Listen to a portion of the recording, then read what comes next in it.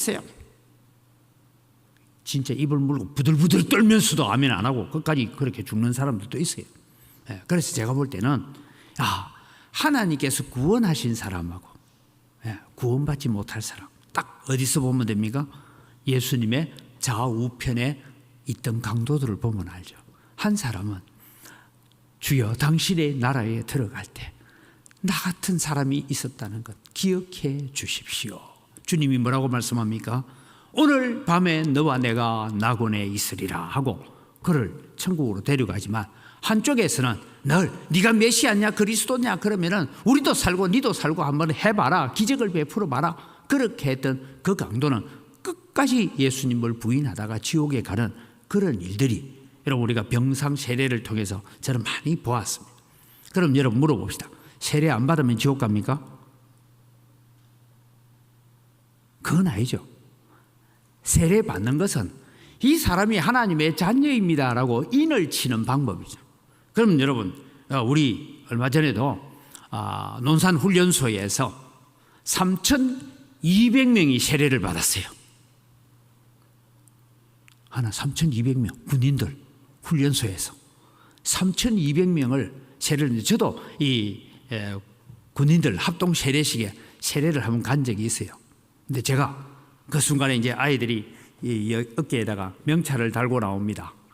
명찰을 달고 나오면 이름을 딱 붙여놨어요. 그럼 제가 이제 기도하면서 주 예수를 믿는 아무개에게 성부와 성자와 성령의 이름으로 세례를 주노라 하고 이제 세례를 베풉니다. 다 천국 갈까요? 세례 받으면 천국 갑니까? 그 중에는 너무 군대 생활이 힘들고 어려우니까 내가 세례라도 받으면 군대 생활이 좀 편할 수 있겠다. 그런 마음으로 세례 받으러 나오는 사람들도 있어요. 그런데 참 다행스럽게 제가 인도네시아에 있을 때도 어떤 한 분이 이제 교회를 나오기 시작했어요. 그래서 세례 받아야지 했더니만 제가 군대에서 세례 받았습니다 하고 그걸 아주 자랑스럽게 여기면서 교회에 나오는 그런 사람. 나중에 그분이 이제 또 세가족 공부를 하고 해서 교회 집사가 되기도 했지만 여러분 우리는 기억해요. 세례는 구원의 조건이 되지 못합니다. 세례 받는다고 천국 가고 세례 안 받으면 지옥 가느냐? 아닙니다. 이스라엘 백성들이 이 할례를 구원의 조건으로 봤다라는 것이 문제가 된다는 것입니다.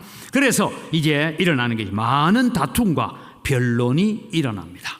이것이 교회 분열을 가져올 수 있었다라는 것입니다. 특별히 유대인 교회하고 이방인 교회가 서로 충돌해서 유대인 성도들은 뭔가 좀 더 거룩하고 좀 더 하나님께 더 가까운 것 같고 이방인 성도들은 뭔가 모자라는 믿음을 갖고 있는 것 같은 이런 갈등이 일어나게 되는 이 일들이 지금 수리아 안디옥 교회뿐만 아니라 여러 교회, 특별히 갈라디아서에 보면 갈라디아 교회들도 이 바리새파들이 돌아다니면서 바울이 전한 복음은 완전한 복음이 아니다.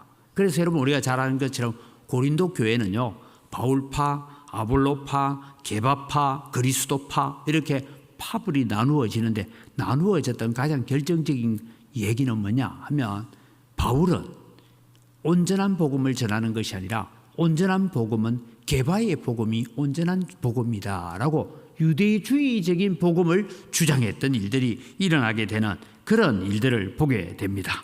이런 일들이 결국은 뭐냐? 구원의 조건으로 할례를 받아야 된다라고 말하는 일들로 일어나는데 그 얘기를 다음 장면을 보면 바리새파 중에서 믿는 사람들, 이 사람들은 할례를 행하고 모세의 율법을 지키도록 강요하자라는 얘기를 합니다. 그래서 이 일로에서 많은 변론이 수리아 안디옥 교회에서 일어납니다. 자, 수리아 안디옥 교회는 최초로 이방인과 유대인이 함께하는 교회, 이방인 가운데서도 교회 지도자가 되어 있는, 쉽게 말해서 교회 부목사 가운데서는 이방인들도 있었단 말이죠. 이런 가운데 있는 교회에서 변론이 일어납니다. 이 변론에서 특별히 베드로가 했던 변론을 우리가 바라보면 이렇습니다. 베드로는 우리 조상과 우리도 능히 매지 못하던 멍에를 우리가 이 사람들에게 매게 할 수가 없다. 베드로가 알았어요. 왜? 나는 율법을 완전히 지킬 수 있는 사람이 아니다라는 걸 이 베드로도 알았습니다. 자, 여러분 우리는 다른 거 다 놔둡시다. 십계명이 있습니다. 여러분, 우리 십계명 다 지키고 삽니까?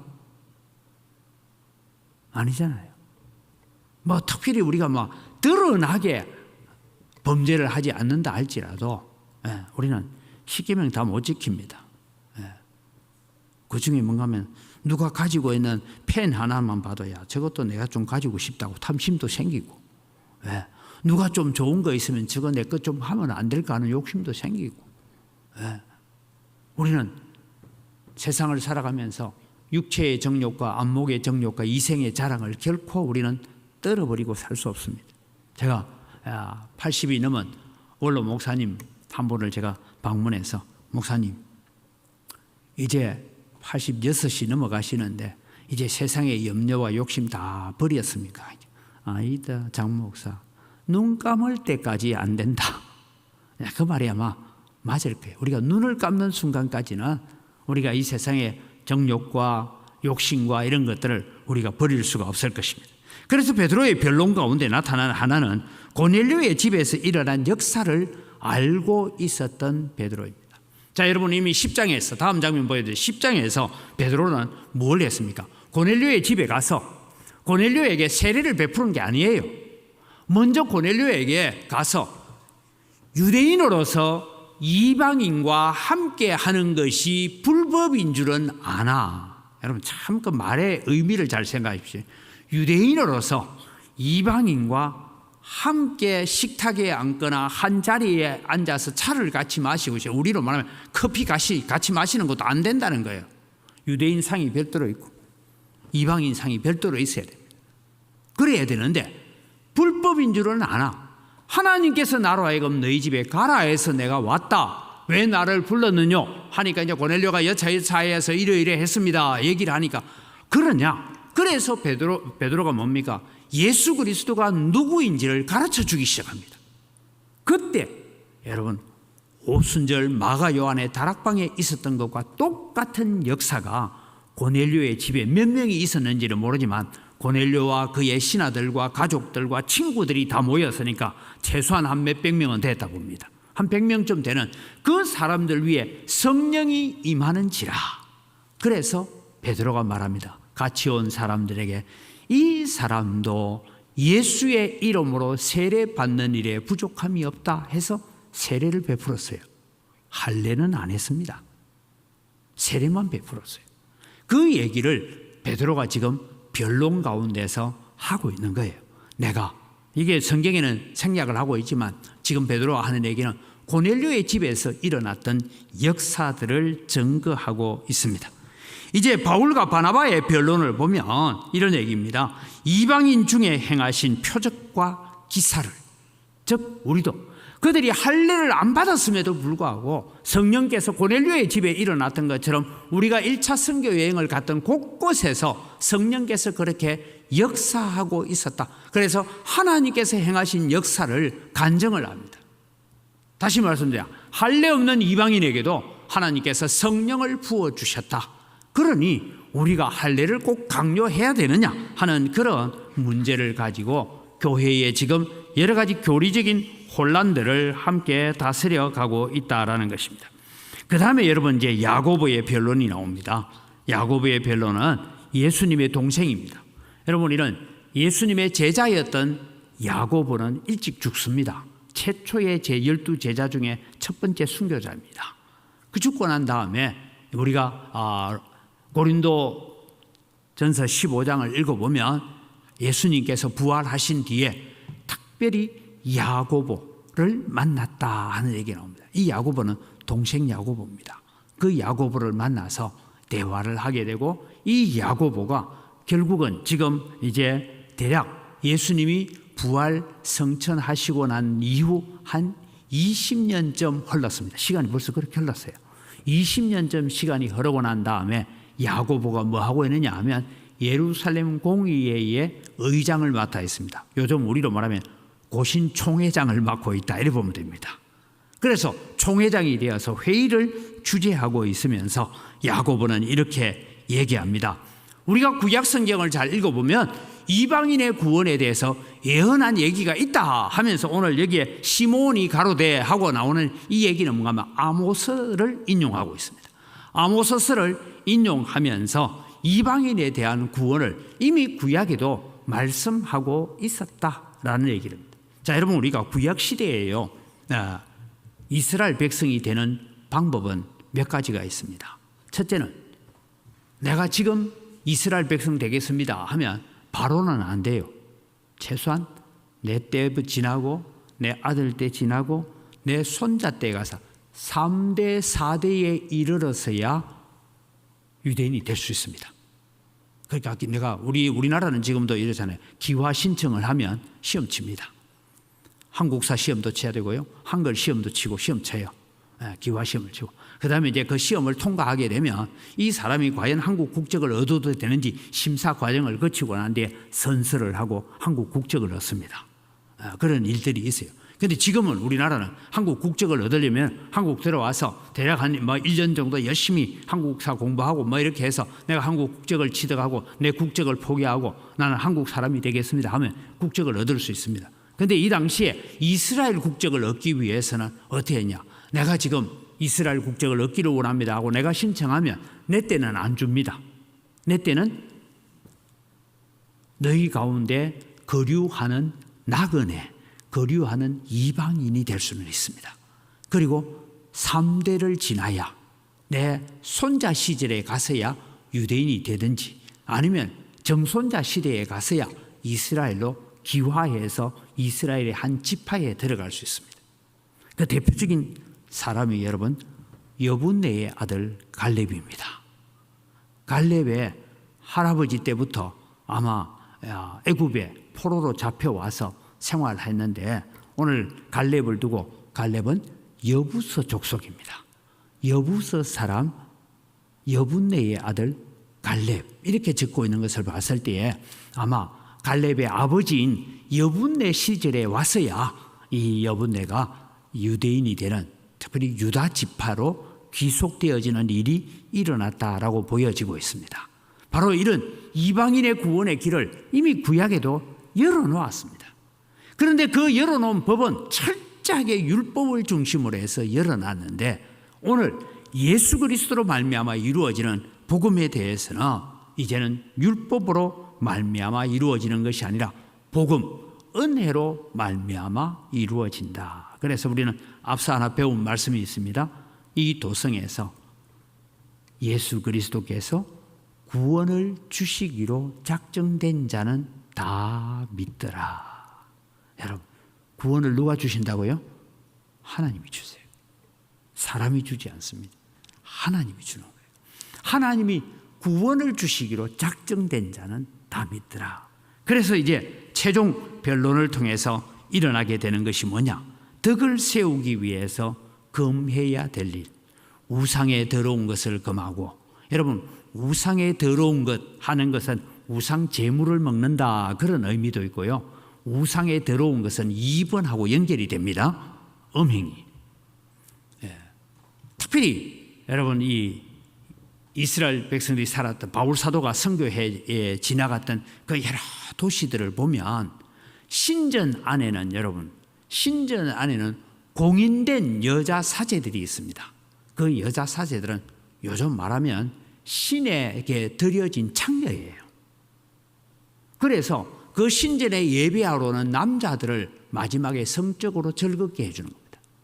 성경에 여러분 미동이라는 단어가 나옵니다. 미동은 뭐냐면 성전에 예배하러, 이 성전이 우리의 성전이 아니고 자기들의 신전에 예배하러 온 여자들을 마지막에 포도주를 마시고 파티를 하면서 성적으로 여자들을 만족시켜주는 자가 미동입니다.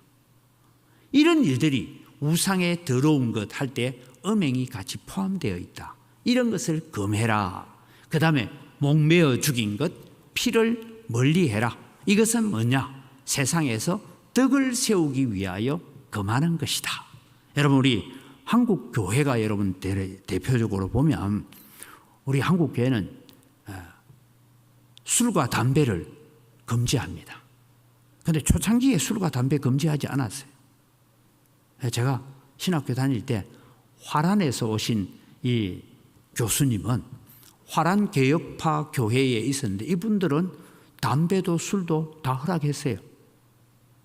그래서 저희들이 신학교 다닐 때 교수님 집에 이렇게 가면 교수님이 그 흔들 의자에 앉아서 파이프를 딱 물고 있는 걸 봅니다. 파이프 담배를 물고 있어요.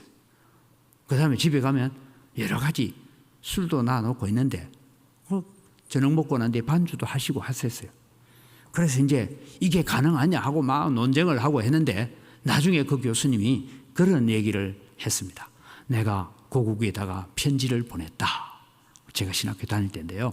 뭐냐 하면 뭐 그냥 술은 여러분 약으로도 쓰고 하지만 담배는 내 몸에 천하 유익한 것이 없는데 이것은 성전된 성령이 내 안에 거하고 계시는 성전된 내 몸을 더럽히는 것에 대해서 우리가 총회에 결정을 해서 담배는 피우면 안 된다라고 결정해야 된다 하고 그래서 총회로 보내고 되고 그것이 오랜 논쟁 끝에 우리는 담배를 끊자라고 화란 개혁파교회에 그런 결정을 한 적이 있습니다.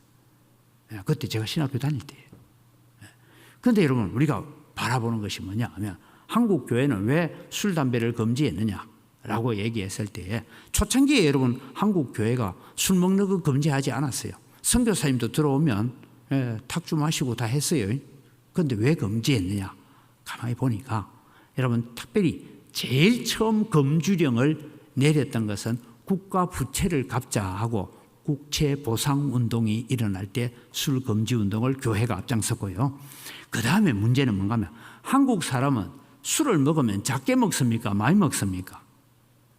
처음에는 사람이 술을 먹고 그 다음에 술이 술을 먹고 그 다음에 술이 사람을 먹는 자리까지 가니까 도무지 술만 들어가면 저 사람이 개망난이가 되니까 안 되겠다 해서 선교사들이 술을 금지령이 내린 것이 한국 교회의 전통이 됐습니다. 지금도 여러분 뭐 구라파에 교회들 가면 목사도 그냥 밥 먹으면서 포도주 마시고 뭐 술 마시고 다 해요. 그게 뭐 죄의식이 있는 건 아닙니다. 그런데 한국 교회는 이미 뭐가 냐 덕을 세우기 위해서는 술, 담배 최소한 이것은 끊어야만이 우리가 예수 믿는다 할 수 있다. 그렇게 해갔는데 오늘날 이것도 많이 무너지고 있어서 걱정입니다. 많은 부분에서 무너져 가고 있는 것을 보게 됩니다. 그래서 여러분 이제 최초의 총회에서 교리 문제가 발생되어졌는데 이 문제가 뭐냐? 변론을 통하여 교리를 정리하게 하시는 하나님. 그리고 이 변론이 단순한 다툼으로 가는 것이 아니라 성령에 붙잡힌 변론을 하게 되고 하나님의 뜻을 구하는 총회가 되어지고 그리고 하나님의 말씀을 중심으로 하는 회복의 역사를 가져왔습니다. 그래서 이 덕을 세우기 위해서 이런 것은 금하자라는 얘기가 갔는데 그것이 구원의 조건으로 세워진 것이 아니라 주변에 있는 유대인들이 살고 있는 삶 속에서 그런 모습들이 이방인 성도들이 하게 되면 유대인들로 하여금 자극을 하게 되니까 우리가 서로 화해하고 서로 덕을 세우기 위해서 하자. 그렇게 했을 때 이방인 교회에 부흥을 가져오는 결과가 되었다라는 얘기입니다. 이미 이제 우리 한국 교회는 총회들이 거의 다 끝났습니다. 총회가 결정할 때마다 늘 염려하고 걱정하는 부분이 뭐냐? 총회가 어떤 결정을 내려갈 때에 정말 새로운 부흥의 역사를 가져오고 새로운 은혜의 역사를 가져오는 그런 결정을 해가도록 우리는 기도하고 살아가야 된다는 것입니다. 여러분 오늘 이 사도행전 15장에 나오는 이 할례를 받게 할 것이냐 아니면 할례를 안 받아도 구원받느냐 이 논쟁을 통해서 하나님은 이제 교회가 새로운 교리들을 형성해 가게 되는 그런 결과를 낳게 되고 그 결과가 결국 바울 사도의 로마서가 나오게 되는 그런 결론에 이르게 되는 것이죠. 그래서 여러분 바울 사도의 로마서를 두고 칼빈 선생님은 이랬습니다. 다 성경 다 없애고 로마서만 있으면 된다. 로마서만 있으면 된다 할 정도로 로마서는 기독교 구원의 교리를 압축해 놓고 모든 것을 정리하고 있는데 이 바울 사도의 로마서가 나오기까지는 바로 오늘 이 예루살렘 총회에 일어났던 할례 문제가 모세의 율법을 지켜야 구원받느냐? 아니다. 우리는 구원받았기 때문에 율법을 지켜야 된다라는 이 논쟁을 통해서 하나님께서 만들어 가시고 이 일을 통해서 이방인 교회가 부흥을 가져오게 되었다라는 것을 우리가 보게 됩니다. 교훈을 우리가 함께 바라보겠습니다. 문제를 통하여 교회를 더 굳건히 세워 가시는 하나님이시더라라는 걸 봅니다. 여러분, 문제가 일어나지 않으면 그 문제를 해결하기 위한 어떤 논리도 논쟁도 어떤 교리도 없습니다. 그러나 그 문제를 통하여서 교회를 더 굳건히 세워 가시는 하나님, 모든 문제를 하나님의 말씀을 중심하여 논의하고 결론을 도출해 갔다는 것과 구원의 조건과 성도로서의 덕을 세움의 문제를 구별하자. 구원의 조건은 뭡니까? 예수 믿는 거예요. 예수 그리스도를 나의 주로 고백하는 거예요. 그것이 구원의 조건입니다. 그 다음에 성도로서 세상 속에서 덕을 세우는 문제, 이것은 또 다른 문제죠. 그래서 여러분, 틀린 것과 다른 것을 구별하여서 함께 세워져가는 거룩한 공동체를 만들어가고 있더라라는 것을 우리는 바라봅니다. 함께 우리 기도 제목을 같이 읽어봅니다. 많은 문제를 통하여 하나님의 나라와 교회를 더 든든히 세워갈 수 있도록 성령의 지혜를 주셔서 다른 것과 틀린 것을 분별할 수 있는 지혜를 허락하여 주셔서 오직 성도들의 유익과 교회의 부흥을 위해 쓰임 받게 하소서. 이것이 오늘 우리의 삶